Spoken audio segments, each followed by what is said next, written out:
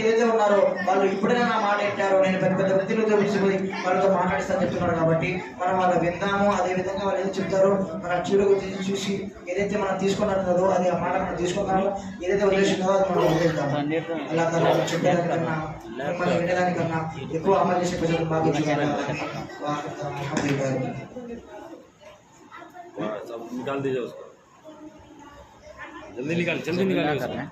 तश्नगी जम गई होठों में, तश्नगी जम गई पत्थर की तरह होठों पर, तश्नगी जम गई पत्थर की तरह होठों पर, डूब कर भी तेरे दरिया से प्यासा निकला।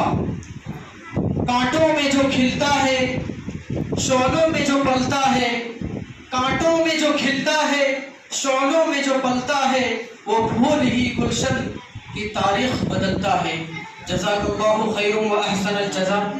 हमारे रफ़ीक़ दस हाफिज़ मोहम्मद नज़ीरुद्दीन साहब इलाक़ाई ज़ुबान में तेलुगु ज़ुबान में हम सबको अपने तकरीर बयान से मुस्तफ़ीज़ फरमा रहे थे। हज़रत वाला की हम शुक्र अदा करते हैं कि उसकी इल्मी सफ़र को अल्लाह तबारक व तआला आसान करे और उसका